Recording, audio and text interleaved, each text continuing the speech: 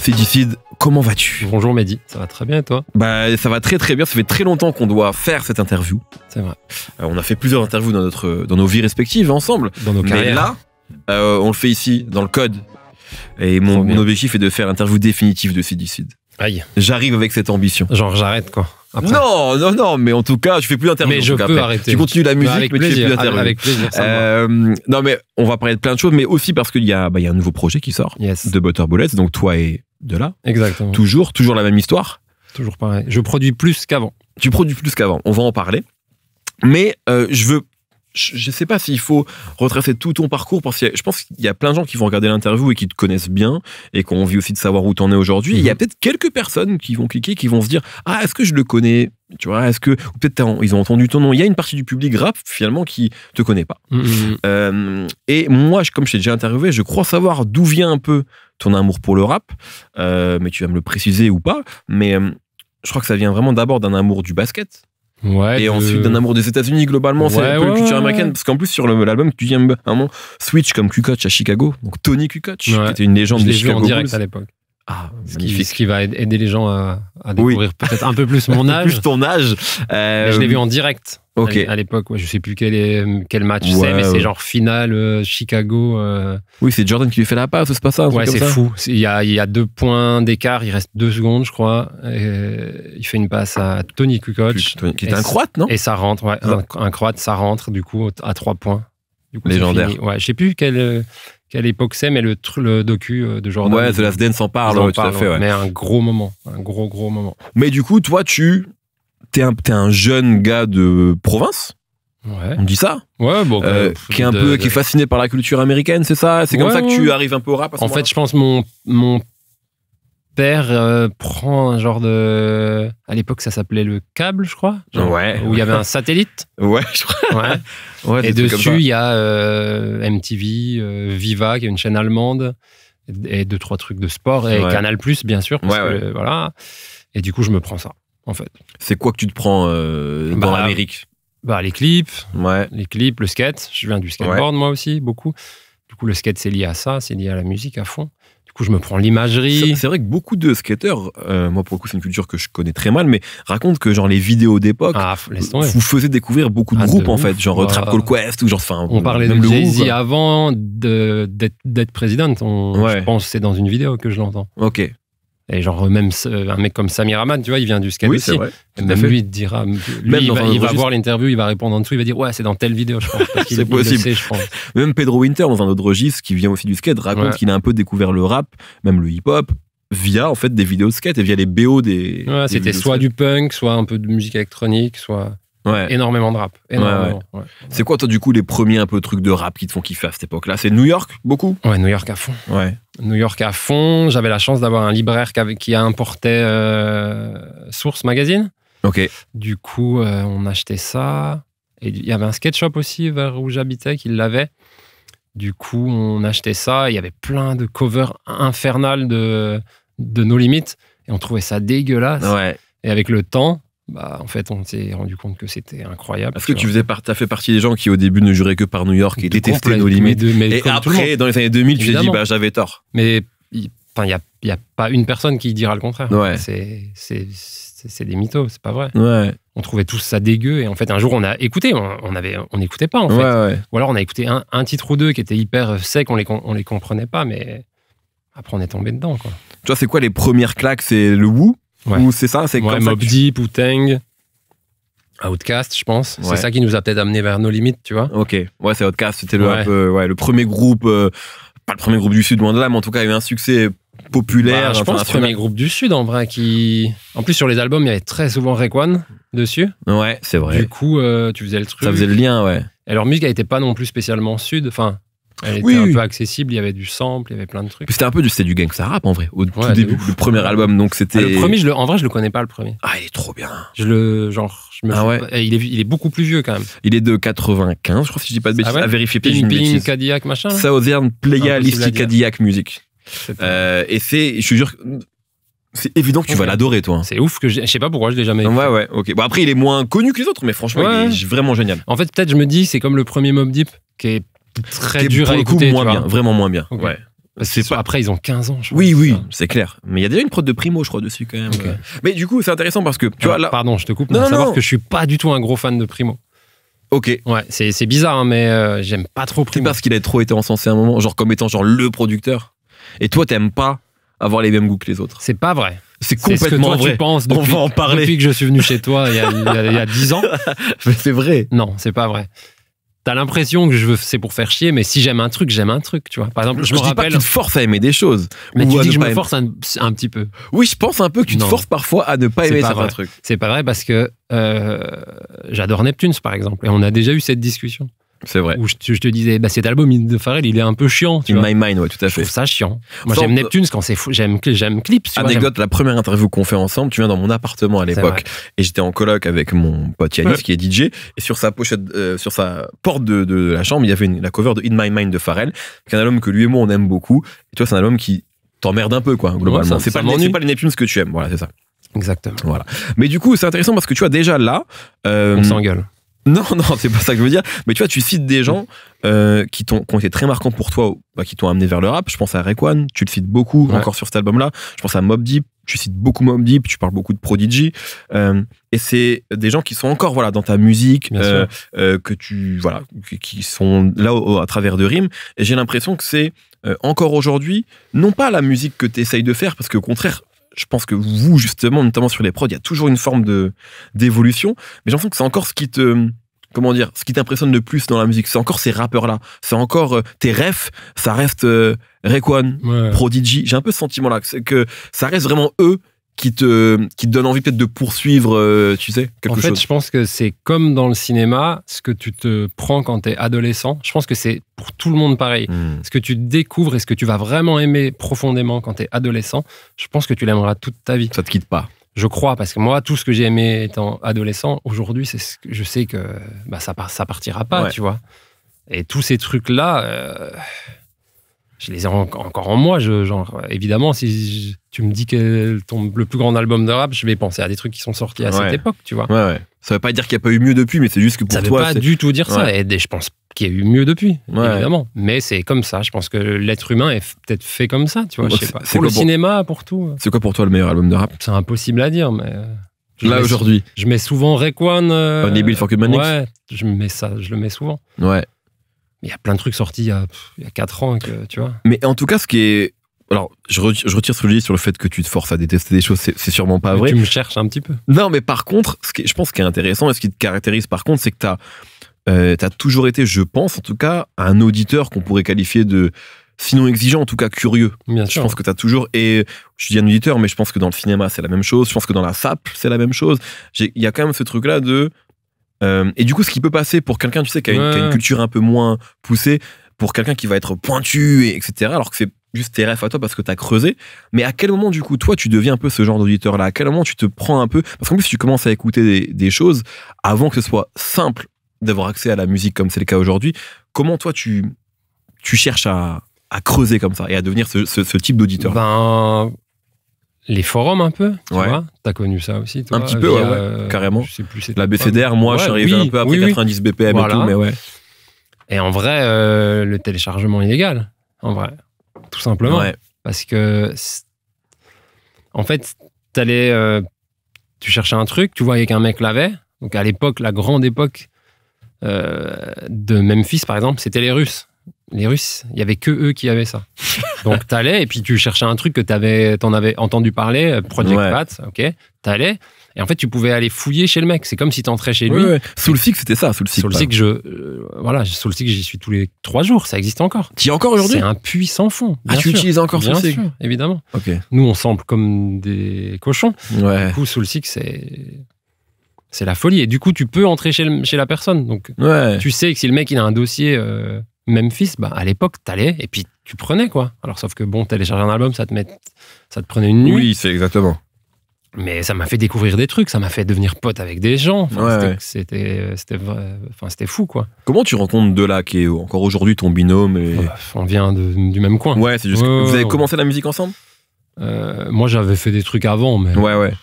Des trucs à la con, quoi. Si je compte bien, vous sortez votre 7e album. Je préfère pas que tu... 8e si on compte non. Ténébreuse Musique, qui est un album en collaboration. Donc ça fait quand même beaucoup de projets. Ouais, mais avant, ça compte pas, je pense. Qu'est-ce qui compte pas? Peplum, ça compte pas? Pour moi, non, parce que... Pourquoi?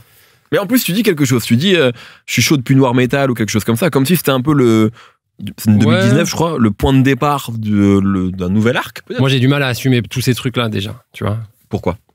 C'est pas la même époque. Il y a des trucs que tu dis à une époque qu'aujourd'hui, tu te rends compte que t'aurais peut-être pas dû le dire, tu vois. Il y a des mots utilisés, des trucs, le monde, il évolue. Ouais. Du coup, puis même les prods, tu vois, les flows, les trucs. Alors, je voulais qu'on parle de ça, mais du coup, moi, sur les prods, je suis pas d'accord. Parce que Memento Mori, même Peplum, il y a des trucs... Non, mais il y a des trucs dans l'air chouettes, du temps. tu vois. Il y a des trucs cool, mais... Après, nous, on n'est pas trop dans ce truc à faire, je sais pas, il y a 2 ans, tout le monde faisait de la drill. Je me suis pas dit, je vais me faire une petite drill. Parce que je sais que ça allait mal vieillir, tu vois. Ouais. Du coup, on n'est pas trop dans ce truc. Non, mais Peplum, il y avait un truc un peu de trap de l'époque, je trouve, dans certains morceaux. Oui, mais ça, bon, pour le coup, on a de la chance, ça vieillit pas. Ouais, c'est vrai. Et c'est toujours la mode. Donc. Ouais. Mais du coup, sur ce truc-là, c'est intéressant parce que c'est vrai que pour t'écouter depuis longtemps, et même pour regarder parfois des interviews de toi, etc., même si on n'a pas tant que ça, on sent qu'il y a... Effectivement, toi, il y a des choses, il y a une évolution en tout cas de ton discours. Mm-hmm. Est-ce qu'à un moment, tu as eu peur de certaines personnes qui pouvaient te suivre, qui pouvaient t'aimer peut-être pour les mauvaises raisons, pour le côté trash, pour le côté peut-être même faussement subversif, peut-être que tu pouvais incarner à un moment. En tout cas, je dis pas que c'est le tel également, mais aujourd'hui que toi tu vois comme des trucs faussement subversifs, est-ce qu'à un moment tu t'es dit je suis peut-être pas suivi par les bonnes personnes? Ouais, mais je pense que ça c'est tout, enfin tout artiste qui se respecte doit se le dire à un moment, tu vois. Oui, il y a eu un moment où j'ai eu besoin de dire des trucs, en fait, pour que si c'était pas clair, ceux qui pensaient quoi que ce soit, qu'ils s'en aillent, en fait. J'ai pas envie. Je sais plus dans le morceau. Tu dis si tu penses pas comme moi, ne m'écoute pas. Voilà, je dis si tu penses pas comme moi, tu m'écoutes. Je préfère que tu m'écoutes pas. T'as le droit, parce que évidemment, tout le monde a le droit de penser à sa façon. Mais par contre, j'ai pas envie que tu m'écoutes si tu penses pas comme moi. Après, c'est des grandes lignes, tu vois, parce qu'on peut pas. Enfin, ça serait, c'est abusé de dire. Tu dois penser exactement comme moi pour m'écouter. C'est presque du fascisme. C'est presque du fascisme. Mais t'as le droit, mais je préférerais pas que tu m'écoutes. Enfin, si tu préfères être avec des gens qui te ressemblent au moins dans la communauté. Je préfère que les gens qui m'écoutent comprennent que c'est clair et net, quoi. Tu vois, qu'il n'y a pas d'ambiguïté sur ce que je pense, quoi. Est-ce que tu penses que... Parce que t'es aussi parfois assez critique avec le rap français. Tu dis j'écoute pas de rap français, ou j'écoute du rap français quand je suis... par curiosité pour la médiocrité, un truc comme ça. J'ai de la curiosité pour la médiocrité. Voilà, c'est juste une petite pique. Oui, c'est une petite pique, mais ce que je veux dire, c'est que moi, je sais qu'il y a plein de gens dans le rap français que tu kiffes. La preuve, tu les invites, tu as fait des feats, donc tu es quelqu'un qui t'est mélangé. Mais je pense aussi qu'il doit y avoir une partie du rap français qui te saoule. Est-ce que tu penses justement que ce rap français-là, parfois, il n'est pas assez clair sur ces sujets-là, sur certains de ces sujets-là en tout cas, et qu'il entretient une forme d'ambiguïté que toi, pour le coup, tu n'entretiens pas du tout, c'est clair. Je sais pas trop, en fait. Tu vois, par exemple, quand Lino, il disait... c'était Lino qui disait... Merde, c'est la phrase la plus politique du rap français que tout le monde... qui prétend faire du rap sans prendre... Je crois que c'est Calbo. C'est Calbo. À l'époque, je la trouvais pourrie, cette phrase, tu vois. Parce que je me disais... Enfin, il y a une époque où ça nous faisait chier. C'est vrai. Politique, on était là, vas-y, on s'en fout, en fait. Et aujourd'hui, en fait, il y a plein de gens qui te le diront, des réals, des gens du cinéma qui diront, dès que tu fais quelque chose, c'est politique. C'est politique. En fait. C'est obligatoire, tu vois. Donc même si j'ai pas envie de faire de la politique, j'ai pas envie de faire ça ne m'intéresse pas. Mais ça l'est en fait, parce que tu parles, tu dis un truc. Du coup, moi ce qui me saoule, c'est les choses qui sont pas claires, tu vois. Genre sois clair en fait. Ouais. Le problème c'est d'être ambigu, je pense, et de surfer sur un truc et de se dire ouh là là, peut-être que je vais avoir plus de clients si je dis des trucs un peu chelous, mais qu'en fait je pense ci ou je pense ça. C'est ça qui me gêne moi en fait. Je comprends. Moi je préfère un vrai connard qu'un mec qui fait un vrai méchant. Bah oui, je préfère, parce qu'au moins tu sais que bah, lui, il est là et puis et qu'il y reste. Kanye, par exemple. Non, je sais que tu l'aimes pas, c'est pour ça. Pas que tu l'aimes plus, en tout cas. Je l'ai jamais trop aimé. Ouais, je crois que t'as jamais été très... Je l'ai bien aimé en producteur, en tant que rappeur. Après, je comprends pas comment on peut aimer... C'est un mauvais rappeur. C'est pas un grand rappeur, mais il y a des morceaux qui sont bien parce qu'ils sont écrits par des bonnes personnes. Sûr. Mais lui, après, vas-y. Aujourd'hui, j'ai la chance de ne pas être le seul à penser que c'est une sombre merde. Ouais. Encore hier, il a encore dit qu'il voterait pour Trump, tu vois. Donc là, c'est bon, maintenant, on le sait, quoi. Et toi ? Moi quoi? Kanye? Bah, un peu pareil. Moi, Kanye, Tu t'attendais pas. non, mais c'est un sujet intéressant et un peu emmerdant pour être honnête, parce que moi, c'est un artiste pour le coup que j'ai énormément apprécié. Je pense, moi, je l'ai souvent dit, c'est l'artiste le plus important pour moi, en tout cas de ma génération. Ouais. Parce que pour moi, Jay-Z, c'est déjà un mec qui est de la génération d'avant moi, que j'ai écouté un peu à rebours en réalité. Donc Kanye, j'ai tout suivi, tu vois, du premier album jusqu'à même un peu avant le premier album. Ouais. J'ai vraiment tout vu. Et donc, il m'a beaucoup accompagné. Et aujourd'hui, effectivement, t'es vraiment face à cette question-là de est-ce que tu sépares l'artiste de l'homme, etc. Enfin, cette question-là qu'on se pose tous depuis quelques années notamment, ben, c'est chiant. Tu vois, quand t'es là vraiment face à quelqu'un dont tu adores la musique. Ouais, mais tu adores ou tu adorerais. Bah, parce que ce serait mentir de dire que si tu mets My Beautiful Dark Fantasy ou Late Registration, je vais aimer la musique. Oui, mais est-ce qu'à ce moment-là, il était problématique? Je crois pas. Non, je crois pas. Tu vois? Non, mais est-ce que du coup, tu peux encore écouter les albums d'un mec qui est devenu problématique? Tant que tu le fais pas sur Apple Music et que tu lui donnes pas d'argent sur des albums qu'il a fait à une époque où je pense pas qu'il était problématique, je trouve ça ok, tu vois? C'est comme ça que tu vois les choses. C'est comme ça que je vois les choses. Mais comment être sûr qu'à l'époque, il était... J'ai l'impression qu'à l'époque, il était clean. Oui, moi aussi. Si t'as le CD à la maison ou que t'as le vinyle, que tu l'as téléchargé, vas-y, en fait, il n'y a pas de... Tu vois. Mais est-ce qu'aujourd'hui, sa musique actuelle qui sort... Il y a des morceaux parce que j'écoutais Vulture, ce que je trouve bien, et il y a plein de choses que je trouve, c'est du... ressassé, quoi. C'est la musique de Kanye qui... Je pense qu'aujourd'hui, il sera plus vraiment surprenant, tu vois, aujourd'hui dans sa musique. Mais il y a encore des trucs que je trouve bien. Oui. Voilà. Mais t'es pas triste de te dire non, chier, je c'est pas très grave. Non, c'est pas très grave. C'est pas très grave. Mais revenons sur toi. Je voudrais qu'on parle de quelque chose qui, moi, c'est peut-être la chose qui me plaît le plus dans ta musique, enfin dans votre musique, mais c'est, comment dire, l'aspect ludique de votre musique. Pour moi, quand j'écoute un album de Butter Breath, je trouve ça ludique. Déjà dans les prods, parce qu'il va se passer des choses dans les prods, tu vois, c'est même souvent des prods qu'on n'entend pas forcément ailleurs, et toi dans ton écriture, dans le sens où, effectivement, il y a beaucoup de comparaisons, il y a beaucoup de références. Moi, en fait, je pense, en vrai, en tant qu'auditeur, c'est peut-être ce que je préfère. Tu vois, c'est les refs. Tu vois, c'est quand tu dis, j'écoute Giorgio Moroder et Sefiu Molotov, ces deux personnes-là n'ont rien à voir dans la même phrase normalement. Ça me fait kiffer. Tu vois, ou quand tu dis, je suis un mélange de Francis et Chris Webber, tu vois, c'est cool. Tu vois, quand tu captes les refs. Et toi, en fait, c'est peut-être la limite de ta musique. Peut-être, c'est qu'en fait, si t'as pas les refs, tu comprends rien. Tu vois. Et mais quand même de là, parfois, il comprend un ou 2 ans plus tard. Ouais, c'est ça. Mais tu vois, ce truc-là, moi j'ai l'impression que tu t'amuses. Quand je parle de ludique, c'est que je pense que tu t'amuses à faire ça. Est-ce que c'est le cas? Et comment tu commences un texte, par exemple, tu vois? En vrai, je pense que ça vient de les premiers livres que j'ai lus, à part à l'école. Et je pense que j'ai lu des trucs de Bret Easton Ellis. Ouais. Tu vois, Moins que zéro, etc. J'ai lu ça trop jeune, comme des films que j'ai vus trop jeune, genre Orange Mécanique. Genre Orange Mécanique, Barry Lyndon. Ma mère me disait, regarde ce film, c'est incroyable. Je l'ai regardé et ça m'a tarté, tu vois. Et du coup, je me suis pris ça dans la gueule hyper tôt. Et Bret Easton Ellis, je sais pas pourquoi. Et en fait, lui, il s'y démarque tout le temps. Ouais, c'est vrai. Des trucs. Parce que pour le coup, j'ai lu que American Psycho et un qu'il avait fait aussi récemment, il y a genre 4-5 ans. Et c'est ça. Je t'avais écrit d'ailleurs, je t'avais dit, tu l'as lu dans l'avion. C'est possible. Ouais, c'était bon. White. Exactement. Ouais. Je t'ai dit, je l'ai, mais je l'ai pas lu. Ouais, exactement. Pas lu, mais c'est assez passionnant, mais avec toutes les critiques que tu peux lui faire. Mais en tout cas, c'est vrai qu'il c'est son écriture, c'est vraiment ça, c'est du name dropping en fait. Ouais, tout à fait. Et je pense que ça vient de ça en vrai. Ouais. Et qu'en fait, moi, j'adore consommer. Je suis un gros consommateur de cinéma, de culture, de musique, de vêtements, et faut que je les ressorte, tu vois. Ouais, c'est là.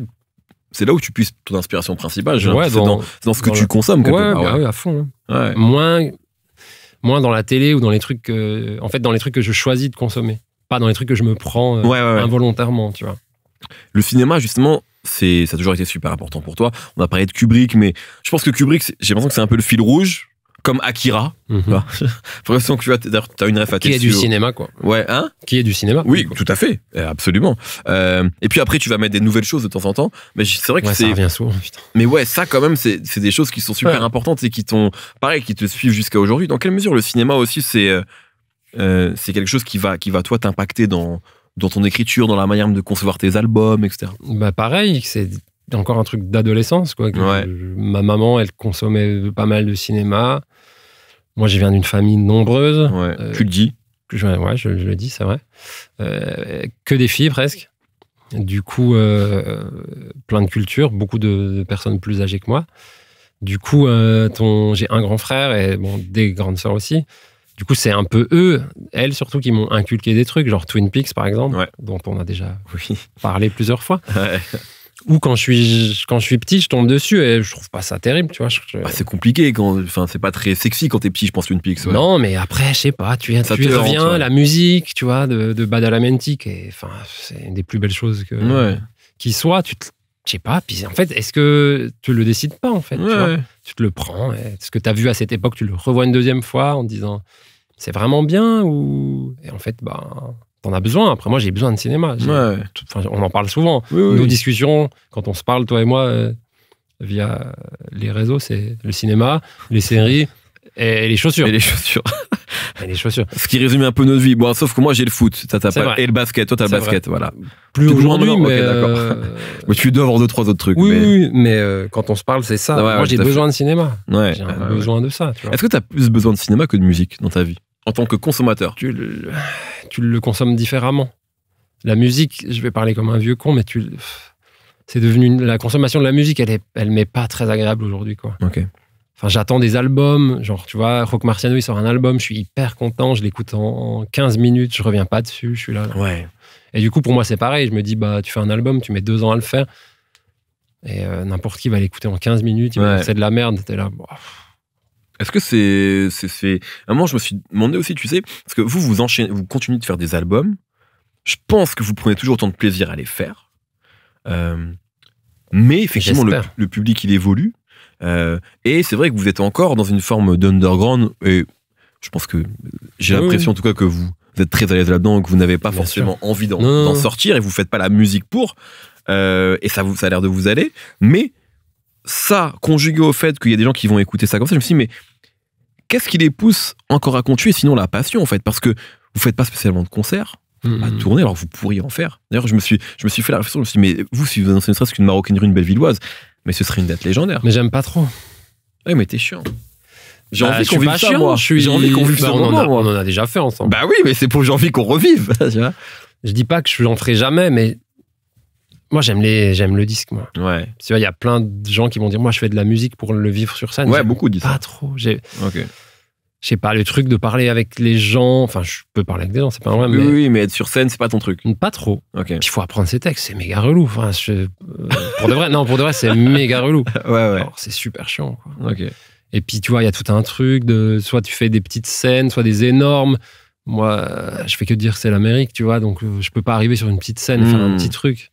Enfin, je veux arriver en hélicoptère, tu vois, ou avec le char de Master P, mais je suis pas un grand fan. Moi, j'aime faire de la musique sur disque. Et qu'est-ce qui vous pousse du coup à continuer à être aussi productif? Moi, j'adore le rap, j'écoute trop de trucs. Ça se voit que t'aimes encore trop ça. On en parlait avant, mais j'écoute de tout, quoi. J'écoute des vieux trucs, j'écoute des trucs actuels. Enfin, je pense que des trucs qui sont sortis hier, je les ai écoutés. RX Papi, tu vois, tous ces mecs, je suis à fond là-dedans. Ouais.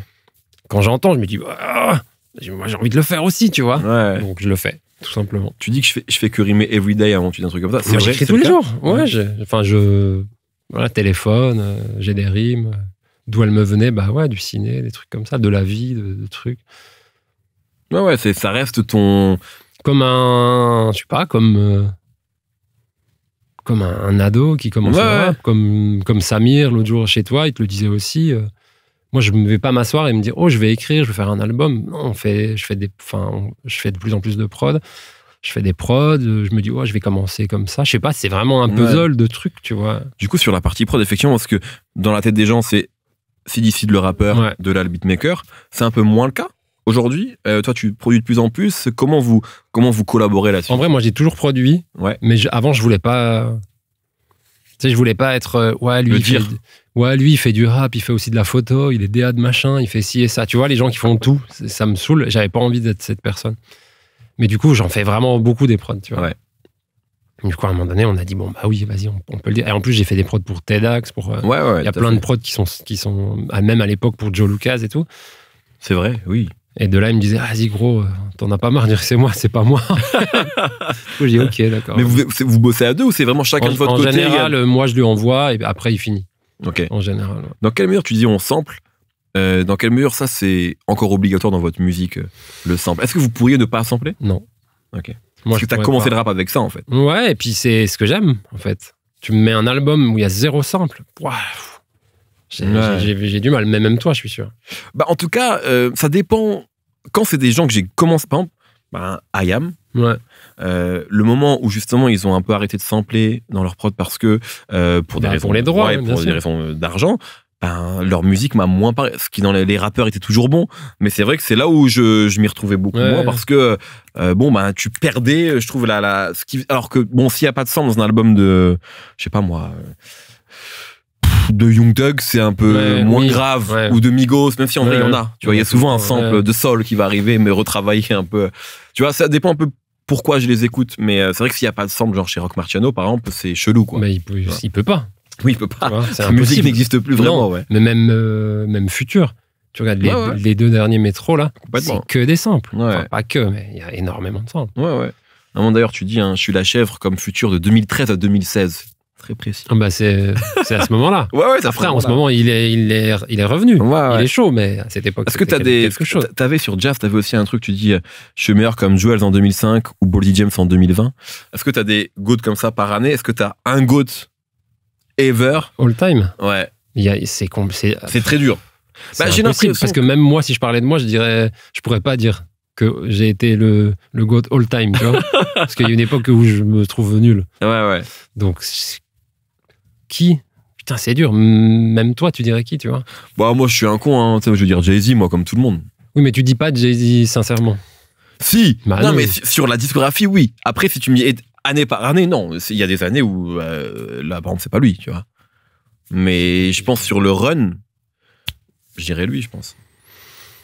Je sais pas, parce que même Cameron, tu vois, ça fait longtemps qu'il fait, c'est pas terrible. Non, mais je pense qu'il faut prendre une période. Lequel a été le plus consistant? Lil Wayne? Gucci? Non, pas Gucci, mais j'aime pas trop ce qu'il fait depuis 5 ans. Depuis qu'il est revenu, en sorti. Non, je dirais. Depuis qu'il est beau. Depuis qu'il est musclé, ouais. Ouais, c'est ça. Je dirais Juicy J, en vrai. Ouais. Parce qu'encore aujourd'hui, j'écoute moins ses trucs actuels, mais putain. Ouais. C'est lui la musique, en vrai. Ouais. Genre, les Charlets, tout, c'est lui, en fait. Enfin, lui et 3X Mafia, mais. C'est trop important. Là, les gens se battent pour les 3, c'est quoi le top Big 3, Three. Mais les gars, en fait, ça n'a pas sujet d'être, quoi. Ça n'a pas lieu d'être. À quel moment tu mets. Bah, tu peux mettre Kendrick, non? Ouais, mais même là, tout le monde reparle. Tout le monde dit Nas et tout, Illmatic. Mais en fait, ça a influencé qui, Illmatic? Bon, ça a influencé des gens quand même. Non, mais là, c'est du Aujourd'hui? Non, mais je pense, aujourd'hui, je sais pas, mais est-ce que, j'en sais rien, moi, est-ce que le rap new-yorkais serait le même? Est-ce que. Mais alors Mobb Deep. Mais les deux, en fait. Ouais. C'est Queensbridge, c'est une époque, tu vois, je pense. Mais Illmatic, c'est pas un album du Queens. Non, c'est pas un album du Queens, c'est vrai. Oui, c'est Primo, Queensbridge, c'est Mobb Deep, t'as raison. Ouais. Je sais pas. Mais moi, je mettrais pas, le top 3, là. Ouais, tu mettrais pas Drake, Kendrick et J. Cole, quoi. Je mettrais Juicy J, déjà, tu vois. Ouais. Même si aujourd'hui, il fait pas grand chose. Mais enfin, il fait pas grand chose. On croit qu'il fait pas grand chose. Oui, en vrai, il sort tous des les trucs. gros albums, il est sur tout. Tu mettrais Future, peut-être? Ouais, je mettrais Future, je pense. J'ai vu un tweet tout à l'heure d'un mec qui disait Outkast, je sais pas quoi, c'était pas un groupe important pour. Oui, je crois que j'ai vu un truc passer comme ça. Je lui ai répondu, t'es au courant que c'est les mecs d'Outkast qui ont appris à Future, à rapper? Parce qu'il parlait de Future après. Ouais, ok. J'irai voir sa réponse après. Comment t'es là depuis quand même quelques années, tu vois, on l'a dit, tu rappes depuis. Enfin, en tout cas, tu rappes depuis plus longtemps que ça, mais je pense qu'on te connaît depuis une grosse dizaine d'années, un peu plus, même, on va dire 2012-2013. Et finalement, je pense qu'aujourd'hui, moi, je te vois comme une figure de l'underground, avec ce que ça peut vouloir dire. Comment tu vois ça? Comment tu vois ce truc-là d'être, tu sais, tu collabores avec des TEDx Max, des Lovni, on t'a vu sur La Cassette, enfin un morceau génial avec Samir Hamad, qui était assez surprenant d'ailleurs sur le papier, je trouve. Ce statut-là, un peu de figure de l'underground, comment tu le vois? Est-ce que t'étais pas destiné à être ça finalement? Si, parce qu'en vrai, même les trucs que j'aime, en général, ça reste des trucs plus peut-être pointus, ou je sais pas. Après, je fais rien pour, tu vois. Oui, c'est ce que tu as expliqué, c'est ce que t'aimes en fait, ouais. Tu vois, par exemple, les gens, je sais plus, l'autre jour, quelqu'un me dit ouais, ton rap, tu dirais que c'est quoi comme style? Je dis, bah, je sais pas, c'est du rap, quoi. Tu vois. Pour moi, c'est. Je peux pas te dire ce que c'est. Mais même pour toi, enfin, pour toi, c'est pas, tu te dis pas, oui, c'est bizarre. Non, puis en plus, non, pour moi, c'est pas bizarre c'est du juste tout. du rap, quoi. Mais tu vois que des gens puissent. Mais en fait, il y a des gens qui vont se dire c'est bizarre. Mais je comprends pas pourquoi. Peut-être ta voix. Ouais, mais vas-y, frère, des voix cheloues, depuis, on a eu. Oui, Puis oui, elle est t'es pas pas le chelou, premier. ma voix, elle est juste un peu aiguë, je sais pas. Oui, mais tu joues avec. Ouais, mais, enfin, t'as vu, enfin, la Fève, sa voix, elle est chelou. Ouais, c'est vrai. Comment il s'appelle enfin, il y a plein de Sur voix la cheloues. Lune, par exemple, sa Sur voix. la Lune, comment il s'appelle Koba, enfin, Oui, Koba on aussi. s'en fout, tout le monde a une voix chelou. En vrai. Ouais, C'est quoi une voix pas chelou? C'est juste une voix que tu retiens pas, en fait. ouais peut-être. Je sais pas. Mais j'ai pas de réponse. J'ai pas de Ouais. réponse. Mais est-ce qu'il y a un moment où, parce qu'à un moment tu dis, compte pas sur moi pour reprendre la lambada, je préfère finir comme le chanteur de Nirvana.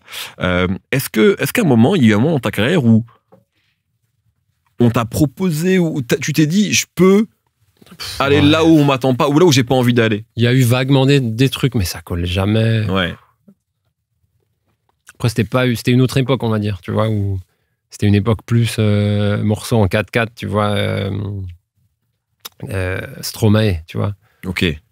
Tu vois, c'est cette époque où il y a des morceaux vraiment en 4/4, genre bien sûr. un peu house filtré avec Oui, rien. oui. C'était plus à ce moment-là où on me disait, ouais, tu veux pas faire des trucs comme ça? Ouais. Non. Non, t'as Je suis jamais voulu faire ça. Non, et puis toutes ces histoires de labels, d'avance, de trucs, je sais pas. Moi, j'aime bien ne rien devoir aux gens, en fait. On fait nos trucs, ça marche comme ça marche, tu vois.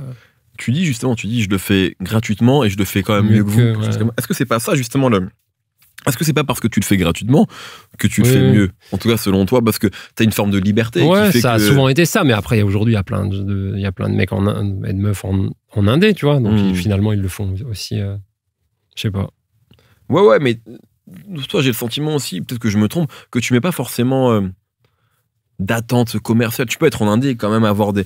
Oui. Tu vois, toi, t'as pas une tournée derrière à remplir, t'as pas... Oui, voilà, parce que c'est pas mon choix de vie, quoi. Ouais. Moi, j'ai pas envie de faire que du rap, ça m'intéresse pas. J'ai pas envie de me dire, oh là là, ça, si je vends pas, si je remplis pas, ça va être galère. Non, moi, j'aime vivre bien. Donc, j'ai besoin d'avoir c'est pas de vie, c'est une vie parallèle, tu vois. Ouais. Après, voilà, c'est un choix. Hein. Il y a plein de gens qui ne supporteraient pas. Bien sûr. J'y ai réfléchi pendant longtemps, tu vois, parce que assumer ça, c'est compliqué.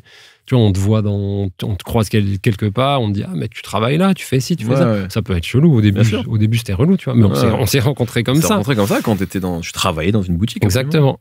Mais du coup, non. Après, on grandit et puis on accepte, tu vois. Ouais. Est-ce qu'à un moment, tu t'es posé la question d'être rappeur professionnel? Non. Jamais. Non, parce que j'ai pas envie de... Je sais pas. J'ai envie J'aime bien les routines, moi. Ok. J'aime bien ça. J'aime bien avoir une routine. J'en parle souvent avec ma copine à qui j'ai expliqué que la routine, ça pouvait être positif, en fait. Et je pense qu'elle le capte un peu. Elle se dit, ah, c'est vrai que j'aime bien ça, la routine. Avoir des repères. Avoir des repères, des trucs un peu fixes, tu vois, te dire, là, j'ai pas besoin de me tromper. Alors, c'est vrai que dans un couple, souvent, c'est vu comme le truc négatif qui peut tuer le couple. Exactement. Mais dans tout, il y a plein de gens qui s'ennuient dans leur vie parce que après, la routine, tu peux la changer, tu peux la faire évoluer, tu peux... Bien sûr. C'est à toi c'est comme le stress. Le stress, ça peut être positif, tu vois. Je suis en pleine forme comme Léo dans La Plage, Pacino dans L'Impasse, Mel Gibson dans Mad Max. Moi, je vis pour ces trucs-là. Et pas uniquement parce que ça part de Quand je l'ai enregistré, je savais que tu l'aimerais bien. Et que je t'en parlerai. Mais c'est même pas pour parler de L'Impasse. J'en ai marre de faire chier les gens avec ça. Ah oui, mais même moi, non. C'était pour l'enchaînement de trucs un peu... L'enchaînement est superbe. Mais pour parler aussi de... Je trouve que tu dis beaucoup quelque chose. Tu dis que t'es en forme. Ouais. Tu le dis beaucoup. D'ailleurs, ça m'a rappelé une rime de Al Capote qui disait « Je suis en pleine forme comme à l'époque où sniffait Van Damme, à l'époque. » Et je trouve que c'est quelque chose d'ailleurs que tu disais aussi sur le précédent Jazz, que t'es en forme. Et ça rejoint peut-être aussi ce que tu dis sur... quand tu dis que depuis Noir Metal, tu te sens mieux. Et c'est vrai qu'on a le sentiment que toi, tu progresses encore, en fait, alors que tu rappes depuis longtemps. Est-ce que c'est ton sentiment là? Quand tu dis ça, est-ce que tu parles de ça, le fait que ou c'est peut-être un truc par rapport à ta vie, c'est peut-être juste de l'ego trip, mais j'ai l'impression que c'est pas que ça en fait. Non, c'est un tout. C'est un tout. Est-ce que c'est pas lié de pouvoir, être en forme dans son art? Alors après, il y a deux écoles. Il y a les gens qui disent tu fais de la bonne musique quand t'es hyper malheureux, hyper triste, tu vois. Moi, je crois pas. Je crois que de toute façon, ma musique elle est pas très joyeuse de base. C'est vrai. Parce que mes rêves ne le sont pas, je pense. Ouais. Que ma vision du monde est un peu pas ouf, tu vois. Je fais que de dire tout le long. Bref. Du coup, Non, je suis en forme parce que je crois que je suis arrivé à ma recette, tu vois. Ouais. Ma bonne recette, je la connais par cœur. J'ai pas besoin de regarder dans mon livre. Je sais ce que j'aime, je sais ce que je veux exactement. Je sais où je veux aller. Donc, ouais, je suis en forme. Et ça, c'est à partir de Noir Metal, tu penses que t'as... Ouais, je pense. Et puis même ce truc de... Comme je te dis, le monde qui m'entoure, c'est devenu hyper important, tu vois. Tout ce qui se passe et tout. Et du coup, je suis à l'aise avec ça, en fait. À l'aise avec le fait de ne pas être d'accord avec ci, de ne pas être d'accord avec ça, en fait. Et tu l'étais pas avant? Ou c'était moins important avant? Je comprenais pas. Alors, je pense que c'était moins important pour tout le monde, tu vois. Que, en fait, ce qui se passait autour, on arrivait à le barricader, tu vois. T'as vu Zone of Interest? Pas encore, il paraît que c'est très bien. Bah, voilà. C'est exactement ça, en fait. Mais tu vois de quoi ça parle? Oui, je vois de quoi ça parle. Bah, c'est ça le sujet. Bon, de toute façon, c'est pas spoilé parce qu'on connaît le sujet. Donc, c'est un film où il se passe des choses derrière un camp de concentration.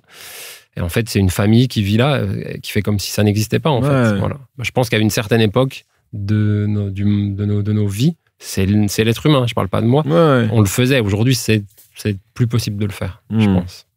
Tout simplement. Est-ce que tu penses aussi que c'est peut-être parce qu'on a plus d'infos peut-être qu'avant, genre Internet, etc. On est au courant de ce qui se passe, je pense notamment par rapport à ce qui se passe en ce moment en Palestine, tu sais, où j'ai l'impression que les gens, notamment les jeunes, prennent beaucoup plus la parole que notre génération, ma génération à l'époque, parce que ils voient ce qui se passe, en fait. Et du coup, ils sont encore plus touchés. Je dis pas qu'on n'était pas touchés, que les gens n'en parlaient pas avant, mais j'ai l'impression que c'est beaucoup plus important maintenant. Parce qu'il n'y a pas un ou deux médias qui dictent, entre guillemets, la manière de penser. Tu vois, aujourd'hui, il y en a beaucoup plus. Je pense qu'en fait, tout même dans les artistes, aujourd'hui, les artistes qui ont une vingtaine d'années, pour eux, c'est pas être engagé. C'est normal. C'est normal, tu vois.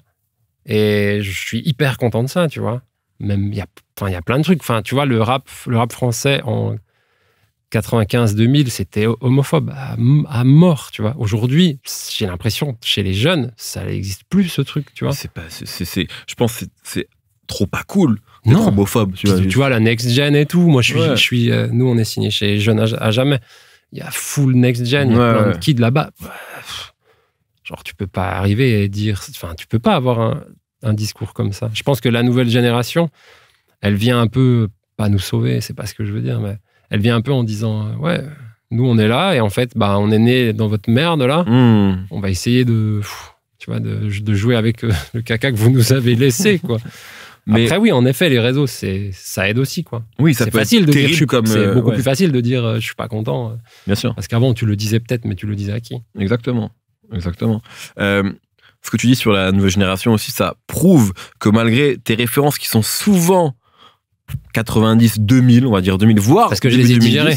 Parce que je les ai digérées, mais que c'était pas nostalgique d'une forme de rap. Tu vois. Pas du tout. Okay. Bah, dans l'album, tu l'as écouté, t'as vu? Ouais, bien sûr. Il y a soit des prods où il n'y a pas de beat, ou soit des prods où il y a des beats complètement débiles, 100 BPM. C'est mes influences, c'est Los Angeles actuel, Détroit, et peut-être un truc de New York un peu plus ancien. Mais même sur nos prods qui sonnent un peu New York, il y a des infrabasses complètement absurdes, tu vois. Donc c'est pas un truc marqué, je trouve, dans le temps, quoi. Est-ce que tu penses que si CDC des Butterball c'était un groupe de la science-fiction, tu vas me dire je sais pas, mais aux États-Unis? Non, en France. Oui, je pense. Si vous étiez arrivé, si vous arriviez maintenant, si vous étiez arrivé au moment de la nouvelle génération, est-ce que tu penses que les choses seraient différentes et qu'il y aurait, moi je pense qu'il pourrait y avoir un engouement peut-être largement supérieur, parce que c'est normal aussi, quand t'es pas de cette génération-là, t'incarnes pas la même chose pour les gamins, etc. Donc est-ce que tu penses que ça aurait pu être différent? C'est possible. Après, quand j'ai rencontré Zoukou, qui est mes potes, pour lui c'était déjà le cas, tu vois. Lui il me disait, mais vous avez fait des trucs de ouf avant tout le monde. Du coup, je sais pas, sinon je suis pas sûr que pourquoi aujourd'hui on serait plus et notre musique ça serait pas la même, tu vois. Parce que mes influences, j'aurais pas eu les mêmes, tu vois. C'est vrai. Il y a pas beaucoup de jeunes actuellement qui ont les mêmes références que. Oui. Il y a Famille Nombreuse. Que tu invites d'ailleurs, enfin que vous invitez. Que j'ai rencontré chez toi. Ah, ok, ici, qu'on a fait le freestyle de la cassette. Ouais. Je les ai rencontrés là. Ils sont fous. Je suis tombé amoureux. Ils sont complètement fous. Ils ont compris ce truc de. Mais d'ailleurs, on était tous un peu, parce que je les connaissais pas. On était choqués. On était tous choqués par ce qu'ils racontaient, en fait, et leur manière de le faire, quoi. Moi, il y a que Zeblaski, du coup, le mec qui a fait, enfin, un des mecs de la cassette, qui m'a dit, faut que tu les vois et tout. Et eux, en fait, j'ai capté après, ils m'avaient déjà écrit. En me disant, faut qu'on se capte et tout. Et j'ai vu après, tu vois. Parce que tu vois pas. Oui, bien sûr. Et je les ai invités du coup sur l'album. Ok. Cette vision pessimiste du monde que tu as, ou lucide, mais bref, en tout cas, cette vision-là, est-ce que c'est ça aussi qui fait que tu ne veux pas avoir d'enfant? Ah, bah oui. On t'en parlait. Non, parce que c'est vrai qu'il faut le dire, c'est un Elle est un sur peu lequel dure, j'ai hésité. Il y en a 2. Il y en a, ouais, je sais. J'ai hésité. Je crois en plus en rien. Tous les jours, je pense à aller me pendre, mais sûrement pas à faire des gosses. Puis après, à l'aise comme dans une paire de crocs. C'était pour relever un peu le truc marrant. Mais bon, il n'y a pas que la rime. Tu racontes. Et puis à un moment, tu dessines nos futurs comme ma vasectomie. Celle-ci, elle est sale. Mais alors, la première, j'ai hésité à la retirer. Ok. Parce que j'ai trop d'amis autour de moi qui ont des enfants, dont toi. Oui, mais après, t'as le droit de pas en vouloir. Je sais, mais... Et t'as le droit d'avoir des raisons de pas en vouloir. J'ai hésité, tu vois. Je me suis dit, et en plus de là, qui produit le morceau, il en a, tu vois. Ouais. Je suis parrain, pas de sa fille, mais je suis parrain d'enfants, tu vois, que j'aime trop, tu vois. Bien sûr, du coup, je me suis dit, putain, elle peut être mal interprétée. Oui, t'as le droit de pas vouloir d'enfants, mais t'as pas le droit de pas aimer les enfants. Non, ça, c'est trop bizarre de pas aimer évidemment, les enfants. C'est pas le cas. C'est pas le cas, d'accord. C'est pas le cas, mais... Oui, c'est la raison. Mais pourquoi, Justin? Parce que ça te semblerait irresponsable. Ouais, mais si je dis ça veut dire que... Non, mais c'est ta vision des choses. Oui, c'est ma vision, mais j'ai pas envie de... Mais c'est pas un jugement, c'est toi, ta vie. Non. Tu juges pas la mienne. Enfin, moi, je le prends pas comme ça. Non, oui, mais parce que t'es intelligent. Je sais pas, mais bon. J'ai pas envie de donner ça à quelqu'un, quoi. Ok. Il y a 10 ans, je pense, j'aurais réfléchi différemment. Aujourd'hui, je suis pas chaud. Toi comme moi, on a eu on a eu plein de jolis dessins animés, on a eu plein de trucs fous. Même si je regarde plein de dessins animés actuels, j'ai pas envie d'avoir un enfant et qui grandisse avec ça. Dans ce monde-là. Et tout le reste, hein, évidemment. On en a assez parlé avant. Ouais, bien sûr. Je suis pas chaud. Ok. Je trouve ça égoïste. Je sais pas. J'ai pas envie. Ouais, mais je comprends. Moi, j'adore les enfants. Il n'y a pas de famille nombreuse. J'ai des petites sœurs. Les enfants regardent pas cette interview. T'inquiète pas, il y a pas de. Non, mais que ça soit, clair, quoi. Non, mais je comprends. Mais c'est un vrai sujet pour moi. Tu sais, de faire des enfants aujourd'hui, je pense que c'est une question qui est légitime de se poser. Bien sûr. Ouais. Mais je sais que c'est tabou, de ouf. Ouais. Genre, tu sens que quand tu dis ça auprès d'amis. Non, mais même pas moi. Genre, pour tout le monde, quoi. Ouais. Genre, tu fais pas. Pourquoi tu veux pas pourquoi tu fais pas d'enfant? T'as un certain âge. Quand t'es une femme, en plus, moi, je suis un homme, donc vas-y, c'est encore différent. Ouais. Quand t'es une femme, c'est encore plus tabou, je trouve. Tu parles beaucoup. Tu parles en tout cas des femmes, justement. Et on sent que c'est important pour toi. Est-ce que c'est aussi, tu penses, le fait que t'es été élevé quelque part peut-être par des femmes, par tes sœurs? Est-ce que ça, c'est quelque chose qui t'a toujours un peu influencé là-dessus? Ouais, je le dis, je sais plus ce que je dis. Ah oui, j'ai été élevé par des femmes, je suis fier de ma féminité. Ouais. En fait, le rap français, même US, mais on est moins impliqué. C'est comme si c'était honteux, en fait, tu vois. Genre, d'être sensible. Genre, très souvent, on m'a dit... Par exemple, le mot fragile, tu vois, il est un peu moins à la mode qu'à une époque. Oui, à un moment... Genre, t'es fragile, comme si c'était une honte, tu vois. Je dis pas spécialement que je suis fragile ou que je suis sensible, tu vois. Enfin, si. Mais pourquoi ça serait une honte, en fait, tu vois? Parce que le rappeur avait un cosplay un peu, tu vois. Il y avait le cosplay du rappeur avec une certaine attitude à avoir, à l'époque en tout cas. Ce qui est moins le cas maintenant. Ouais. Grâce à Kanye. À l'illusiver, je dirais. Kanye avant, un peu. Grâce à Kanye, déjà, c'est faux, s'il y avait des gens fragiles avant Kanye bien dans le sûr. rap, mais tu vois ce que je veux dire. Mais du coup, ce truc de... Je sais pas, enfin, tu vois, c'est pas une honte, genre, pourquoi c'est genre... Je sais pas, ce truc de féminité qui est même pas une féminité. Pourquoi être fragile, ce serait lié à la féminité, c'est juste de la douceur, peut-être, tu vois. Ouais. Moi, j'ai été élevé par des femmes, famille nombreuse, etc. Donc, j'ai grandi dans de la douceur. J'ai pas grandi avec des frères rugbyman débiles qui me foutaient sur la gueule. Même si je chie pas sur le rugby, je m'en fous. Ouais, mais un peu quand même. Ouais, un petit peu. Non, en vrai, je trouve que le rugby, c'est plus agréable à regarder que le football, mais parce que je connais pas bien. Ouais. Il se passe plus de choses que sur un 0-0 catastrophique, c'est vrai. Ouais. Mais après, bon, bref, le rugby, c'est un autre sujet. Ouais. Mais du coup, oui, donc forcément, ça a joué sur toi, sur ce que tu es aujourd'hui. Ouais. Évidemment. Ouais. Sur toutes ces... Il y a, évidemment, il y a toujours beaucoup de refs au rap, évidemment. Il y a même parfois des rimes qui reviennent. J'en ai beaucoup. Et c'était déjà le cas sur Jazz, d'ailleurs. Mais tu parles à plusieurs reprises de Fireman de Lil Wayne. Ah ouais? Ouais, 2 fois. Enfin, plusieurs reprises. 2 fois quand même. J'adore ce morceau. Je vois ça. Tu dis à deux reprises que tu rappes comme un mec de Philadelphie. Ouais. Qui sont effectivement des rimeurs exceptionnels. Benny Siegel, tout ça. Bref. Dédicace à Rafael Dacruz. Oui, qui est le représentant de Philadelphie en France. J'aime bien aussi parce qu'à un moment, je sais plus sur quel morceau, pardon, l'album il est un peu encore sorti. Mais t'as plusieurs rimes, tu dis, moi, je suis le Carter 2. Ouais. Tu vois, moi je vis pour ces refs-là, tu vois. Donc ça c'est l'album de Lil Wayne, évidemment, le deuxième. Est-ce que c'est ton album préféré Lil Wayne d'ailleurs? Parce que, et c'est ça, c'est en ça où je veux dire que t'es relou, parce que tout le monde va dire Carter 3. Genre, historiquement, ça y est, le grand public a choisi Carter 3. Mais toi, tu dis Carter 2. Je crois que je me reprends les tout premiers trucs. Ok. Quand il a 16 ans, là. Et je crois que c'est ça. Ok, le début, vraiment. Comment il s'appelle les Hot Boys, quoi. Bah, il y a un morceau qui s'appelle... il y avait Show dans l'album, c'est pour ça. Mais son premier album, je crois, c'est pas 500 Degrees. Je crois que c'est ça, oui, parce que 400 degrés, c'est celui je crois que c'est ça. de Juvenile. Exactement. Et du coup, lui, c'est 500. C'était encore plus chaud. Et ça, c'est waouh. Ouais. Énorme rappeur, quoi. C'est peut-être lui peut-être lui le GOAT, hein. C'est certainement lui. Ouais. Parce qu'après, je vais dire Rock Marciano, des trucs comme ça, mais oui, c'est moins. Enfin, c'est important, mais oui. Mais oui, c'est peut-être lui. Hein. Griselda, ça a été important pour toi? Pas du tout. Pas du tout. Non, pardon, j'ai répondu. Non, mais t'as. Ouais. Non, les gens, ils pensent, mais ça m'a toujours un peu ennuyé, même presque. Ok. Trop stéréotype, tu vois. Okay. Trop cliché. Et Rock Marciano, ça t'a jamais ennuyé? Ça peut m'ennuyer. Ok. Mais.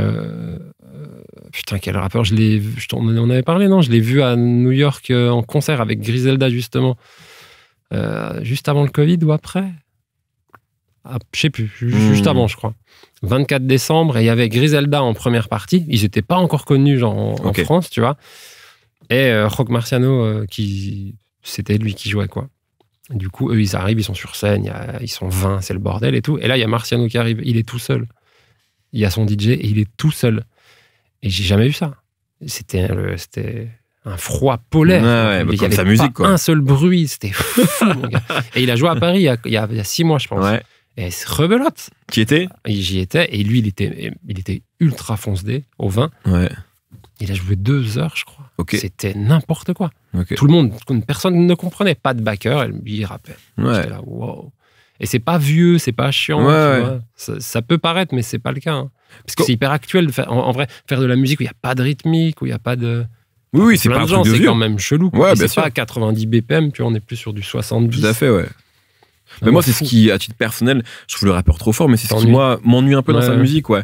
C'est que j'ai l'impression que ça démarre pas vraiment, en tout cas sur le début, Mark Berg et tout, alors que c'est souvent vu comme genre son magnum opus, et c'est un peu là, moi, où... Ok. Ça manque de comment tu vois aussi justement, parce que moi j'ai l'impression que maintenant il y a plusieurs rappeurs comme toi qui partagent aussi cet amour-là pour ces rappeurs-là. Je pense à Dax Max, je pense à Ron Bryce, des mecs comme ça. Bref, il y en a, tu vois, même un Samir Hamad, enfin dans son registre à lui. Comment tu vois un peu cette scène-là française underground? Est-ce que tu as l'impression de faire partie de cette scène-là, qu'il y a quelque chose ou pas vraiment, chacun est dans son coin? Comment tu vois ça? Bah, on se connaît tous en vrai. Ouais. On a, tu vois, on a tous fait des morceaux ensemble. Ouais, c'est vrai. Après, il n'y a pas de grande famille, mais le rap, aujourd'hui, il est quand même beaucoup plus... il y a une époque, les gens, ils se parlaient pas. C'était compliqué. Aujourd'hui, tout le monde se parle. Je sais pas si c'est une famille, mais on est potes, en vrai, tu vois. Okay. Genre, TEDx, on s'écrit souvent. Samir, pareil. On a prévu des morceaux. Avec Okis, même, on doit faire des trucs. Enfin, il y a plein de... Ouais, qui fait aussi partie complètement de cette... Ouais. Après, je sais pas. Après, il y a des gens qui vont faire que un registre, tu vois. Ouais. Ce qui n'est pas ton cas. Ce qui n'est pas mon cas, je veux surtout pas faire ça. TEDx non plus. Tu vois, TEDx, j'ai fait des prods pour lui, c'est limite de la sample drill, tu vois. Ouais. Du R&B pitché, quoi. Ouais, c'est clair. Du coup, moi, c'est ce truc-là, je veux pas... Cette famille, je veux pas qu'elle soit fermée d'esprit, tu vois. Est-ce que tu as le sentiment que par rapport au moment où toi, tu as commencé à être...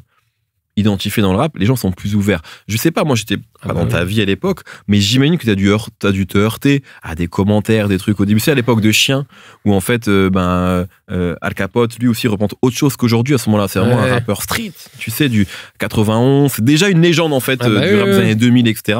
Il rappe avec toi. À un moment, en plus, lui, il est en mode, ouais, je vais bientôt arrêter le rap. Donc, tu sais, c'était une autre époque. Et alors que maintenant, tu vois, tu rappes avec... t'es un des mecs respectés de la scène underground. Est-ce qu'à l'époque, c'était dur là-dessus? Est-ce que t'as eu des trucs en mode, ouais, sa coupe de cheveux, j'en sais rien. Les commentaires de Chien, c'était... Déjà, j'étais blanc, je rappais avec que des mecs de Néochrome.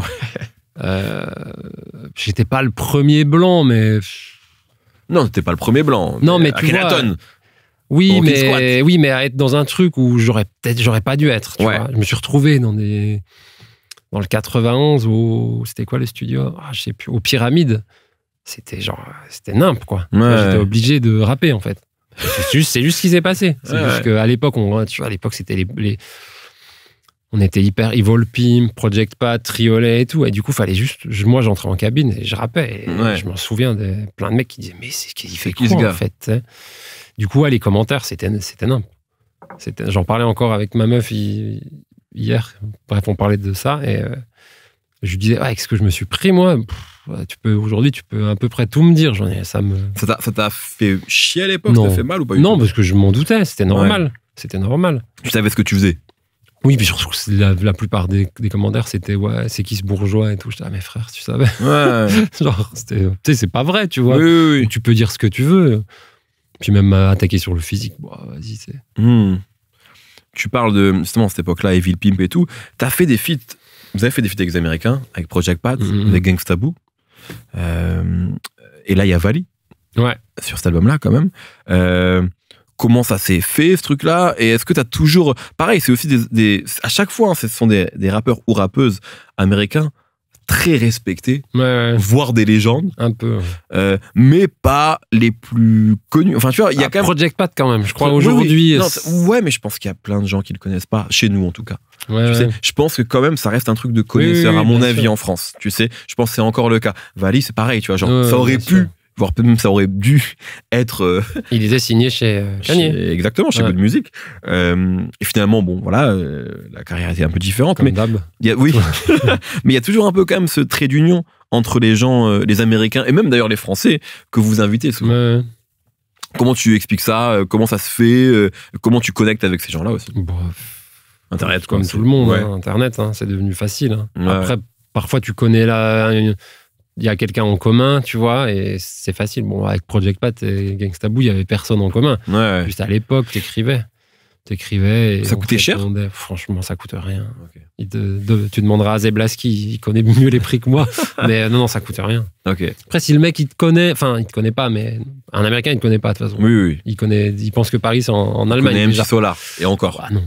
Non, mais les anciens, souvent, ils parlent de lui, mais ouais. Du coup, non, il écoute vite fait. Tu lui dis, je te donne tant, il dit non, donne-moi le double. Tu dis, bah non. Et puis voilà, quoi. Si le morceau il est bien, si la prod elle lui plaît. Après, il y a plein de belles histoires, tu vois. Jules et tous ces mecs. Ils sont sans arrêt en train de fitter des ricains. C'est juste parce qu'ils sont devenus potes, tu vois. Donc il y a plein de vraies histoires qui sont pas que des feats. Payés, Internet, quoi, tu vois, bien sûr. Valé, pourquoi moi, lui? Alors, je pense que c'est mon rappeur préféré de tous les temps. C'est vrai? Ouais, je l'adore. Ok. Je sais pas, je saurais pas t'expliquer. Quand je découvre Vali, Zimoni, je comprends pas, en fait. Ok. Après, il y a une période où il commence à pas trop rapper dans les temps, tu vois. Bon, il y a eu ce débat. Où là, je comprends pas. Et je me dis, putain, c'est bizarre quand même. Ce qu'ils appellent le DMV, quoi. Ouais. Je capte pas. Et aujourd'hui, finalement, on en écoute tous énormément, tu vois. Ouais. Mais ça, c'est génial. Ça veut dire que t'écoutes du rap depuis longtemps, tu cites beaucoup le Wu-Tang, Mobb Deep et tout, mais tu peux encore te prendre des claques au niveau de celles que tu t'es prises à l'époque. Parce qu'on se prend des claques tous les jours. Mais au niveau de celles que tu te prends à l'époque, tu vois. Il y a des jeux, tu vois, Vali, Draco, c'est légendaire. Genre, ça a marqué. Enfin, nous, on se rend pas compte en France. Non, on se rend pas compte. Mais même un mec comme Drake, il s'est pris Draco, il s'est pris. Mais même Vali, on en parle, mais Vali, il était signé chez Good Music. Ouais. Et puis il s'est fait piller, en fait. Ouais. Il s'est fait piller. Sa façon de rapper, ils lui ont tout pris, quoi. Ouais. Tu vois. Et aujourd'hui, c'est un mec hyper underground, mais respecté aussi. Super respecté, quoi. Ouais, carrément. Mais oui, c'est clair. Par rapport à ce truc-là, par rapport au, ce fait de se prendre des claques aussi grandes qu'à l'époque, moi, souvent, je dis que mon album préféré, ce sera toujours Ready to Die, peu importe ce qui se passe. Et t'as une rime terrible sur Tupac et Biggie. Tu dis que... je vais me faire engueuler. Non, mais il faut qu'on en parle. Tu dis que t'écoutes pas Tupac, t'écoutes pas Biggie. L'un était un violeur, l'autre était un mytho. Et non, mais c'est vrai qu'on a oublié ça sur Tupac, mais c'est qu'il a quand même été 9 condamné. fois, je crois. Ouais. Quand même... En tout cas, il a fait de la prison pour ça. Et Biggie était un mytho. Il racontait des choses qu'il n'avait pas vécues. C'est ça que... Mais après, c'est facile parce que tous les rappeurs sont des mythos. Dans ce cas-là, ouais. Mais est-ce que c'est vraiment... Mais pour moi, c'est intéressant que ça parce que on rejoint encore ce truc-là de pas forcément avoir les mêmes goûts que les autres ou les mêmes refs. En fait, juste à un moment donné, t'en as marre que on revienne toujours à ça. On parle que de ça, tu vois. Genre, il y a Biggie, Tupac et Nas, Illmatic, tu vois. Ouais. Il y a aussi d'autres trucs, tu vois, qui sont bien plus importants, en fait. C'est ce que je te disais avec Juicy J, avec des trucs comme ça qui ont beaucoup plus influencé. Parce qu'aujourd'hui, Biggie ou Tupac, je vois pas qu'ils ont influencé. Aujourd'hui, tu vois. Il y a peut-être 15 ans, peut-être, mais aujourd'hui, je capte pas, quoi. Ouais, peut-être 15 ans. Mais French Montana, c'est un mec qui a été influencé, par exemple, par Biggie. Ah ouais? Ouais, je pense, par le côté de New York, il y a des trucs... Mais ouais, mais... Même Rick Ross. Encore une fois, plus Mobb Deep. Parce que Mobb Deep, c'est choisi. Mobb Deep, excuse-moi, mais Mobb Deep, ça a influencé tout le rap français pendant 20 ans. Ah oui. Tu vois? Ça, c'est vrai. Et est-ce que Chief Keef, il a pas plus influencé? Pour moi, Chief Keef, c'est beaucoup plus important que Tupac. Mais 1000 fois. C'est que ce sera l'extrait de l'interview, ça. Comme d'habitude, de toute façon, on sait pourquoi on m'invite. Pour les commentaires et pour... Pas du tout. Je avec plaisir. Ah non, avec plaisir. Non, avec plaisir. Mais je le pense vraiment. Et un mec comme Lex Luger, tu te rends compte l'importance de sa musique, combien de temps ça dure. À l'époque, quand ça sortait, il y a des gens de maisons de disques qui disaient la trappe, ça durera 6 mois. C'était il y a 10 ans. Mais Tupac, c'est... En fait, je pense que Tupac, c'est aussi archi-influent, mais peut-être plus sur des choses que toi, t'écoutes moins. Un Kendrick, qui dit... Par exemple, Kendrick Lamar, qui est peut-être le rappeur le plus important au niveau mainstream, je parle, pour beaucoup de gens. Je suis d'accord. Il dit que Tupac est une influence, par exemple. Tu vois. Oui. Comme d'autres, hein, c'est pas la seule. Mais il y a une différence entre être une influence et être important. Tu vois ce que je veux dire? Parce que quelque chose de très important, ça se ressent sur la musique du monde, sur la musique que tu écoutes, tu vois. La musique, depuis 20 ans, je vois pas du tout. Je vois rien de Tupac dedans, rien. Je vois rien de Biggie non plus, tu vois. Alors que... Parce que tu veux pas le voir, je pense. Non. Cite-moi des trucs. Non, mais je pense que Tupac, c'est plus compliqué pour moi, en tout cas. Mais Biggie, je pense que dans les rimes, dans certains flows, il y a des choses qui ont été influencées. Moi, je pense que Rick Ross, enfin, il y a des trucs... Ouais. Qui ont été, notamment quand il connecte avec Didi, etc. Tu vois, French Montana à fond, tu vois, il y a des morceaux. Je dis pas que c'est... Non, mais j'exagère toujours un petit peu, bah oui, évidemment. Oui. Mais je pense vraiment que Chief Keef est plus important que... Peut-être. Après, t'as vu, il y a aussi quand même un petit décalage de date. Exactement. Du coup, il y a aussi, on est plus dedans, mais... Ouais. Je trouve qu'à un moment donné, il faut passer à autre chose, quoi. Juste, c'est super, c'est génial. Ouais. Mais c'est ça le rapport. Il y a d'autres gens, en fait, tu vois. Outkast, je trouve ça beaucoup plus important, par exemple. Bah ça, je pense que c'est très très important. Six Mafia, encore une fois. Voilà, quoi. Je suis Santana avec ses dents. Donc Joël, évidemment, qui maintenant a effectivement pas très bien vieilli. Je suis Tupac sans antécédents, d'ailleurs, je dis. Oui, tout à fait, absolument. C'est vrai. T'étais un bon rappeur, hein. C'était un rappeur exceptionnel et on le dit pas assez, je trouve. Non, on a tendance à dire genre il est pas technique et tout. Tu vois ce que je veux dire? Genre Biggie était meilleur. Et je trouve qu'en fait c'était un super rappeur. Mais d'une autre manière, comme un Juicy J, c'est pas le plus grand, même si en fait il est technique, mais tu vois ce que je veux dire? Oui, c'est pas non, bien sûr. Chino Excel. Bref, est-ce que la vieillesse te fait peur? Bah non. Pas du tout. Alors vieillir me fait peur. Okay. Mais la vieillesse, prendre de l'âge. Je vis trop bien avec ça, moi. Au contraire. J'ai vu un tweet de quelqu'un qui disait ça d'ailleurs, qui avait remarqué, qui disait putain, si d'ici en fait, on dit que la vieillesse est un, je sais plus c'est quoi l'expression, un naufrage, mais pas du tout pour lui. Et ça m'a fait trop plaisir, tu vois, parce que ça me fait juste peur de ce truc de c'est compliqué de rapper encore à un certain âge, c'est un peu, vas-y, je vais encore faire du rap, c'est quand même chaud, tu vois. Ouais, mais si t'aimes ça. Ouais. Après, aux États-Unis, il y a plein de mecs très âgés qui font du rap. E40, tu vois. Juicy J, encore une fois. Nas, pardon. Problème. Nas. Ouais, mais Nas. Nas, quand même. On peut le citer au moins. Toi, tu veux que je me. Je parle juste de le citer. Oui, mais est-ce que c'est bien ce qu'il fait? Est-ce que c'est bien?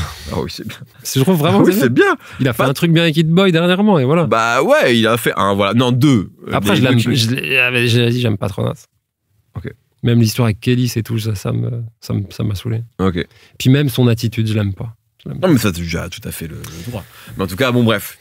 T'insistes avec Nas. Non, mais c'est pour parler des gens qui ont un peu d'âge et qui sont toujours, en tout cas, pertinents et qui rappent, tu vois, qui font des albums et qu'on leur publie. Alors, j'ai pas écouté les derniers trucs de Nas, mais c'est pertinent, vraiment ou c'est... Bah, en tout cas, au moins, il fait de la musique de mec de son âge, tu vois, avec un producteur plus jeune qui rêvait de bosser avec lui et qui lui fait de la musique pour lui. C'est pas très surprenant, mais c'est vraiment bien avec un mec qui rappe toujours bien. Hit Boy, c'est quand même il est super chaud. Enfin, il est super chaud. Et là, tu sens malin, qu'avec, et avec Nas, par contre, tu lui fais un peu il le met dans un fauteuil, quoi. Okay. Tu vois. Et ils ont fait 6 albums, c'est beaucoup. Mais il fait la DA, du coup. Oui, mais c'est ça qui manquait à Nas. C'est pour ça que c'est bien. Bien sûr. Non, mais on est d'accord. C'est comme Life is Good. Moi, j'aime beaucoup cet album-là parce qu'il y a No ID derrière. C'est ce qui manque à Nas. D'ailleurs, No ID, tu connais son album? Je sais pas si je l'ai écouté. Non. C'est fantastique. Ah ouais? Ça, c'est vraiment un truc de vieux con. Ah non, je te l'envoie après. Ah vas-y. Non, j'ai pas écouté ça. Incroyable. Ok. Très bien. L'album, donc, va sortir. C'est un nouvel album de Butterball. Exactement. Il s'appelle Château, d'ailleurs. Qui s'appelle Château, ça qu'on n'a même pas dit, parce que je sais pas si j'avais l'info. Parce que j'ai eu un lien SoundCloud, moi. Je sais pas si j'ai la on m'a donné. T'as pas eu la cover, mais t'as eu la cover, c'est vrai. C'est quoi la suite, du coup? Est-ce que j'allais dire, est-ce qu'il y a une date, etc. J'ai compris que non. En tout cas, c'est pas prévu pour le moment. Non, il y a deux, trois trucs pour parler, mais plus event, tu vois. Viens, faites une date. Oui. Il faut. Mais juste une.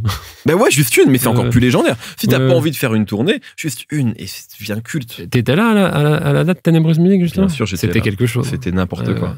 C'était n'importe quoi. Et en plus, moi, c'était vraiment... Je me souviens très très bien de cette date-là. C'était le début du moment, tu sais, au moment où on commençait à me reconnaître un petit peu dans les concerts, mais c'était très faible. Et là, en fait, je me rendais pas compte de l'impact de l'interview que j'avais faite d'Alka et de la nôtre, et celle qu'on avait faite aussi tous les trois. Et donc, c'est le concert où on m'a le plus... Et moi, c'était le tout début, donc c'était n'importe quoi. Et j'étais dans un état second, c'était génial. On a fait beaucoup de bonnes soirées ensemble. C'est quelle salle déjà? Vers Répu, c'était pas le Gib... Non, si, Gibus, je crois, un truc comme ça. Je sais plus. Ouais, je crois que j'ai fait ça. Mais oui, on a fait des belles fêtes. On a fait des bonnes soirées ensemble. On en fait une bientôt. On verra. Bon, merci beaucoup. Merci à toi. C'était un plaisir.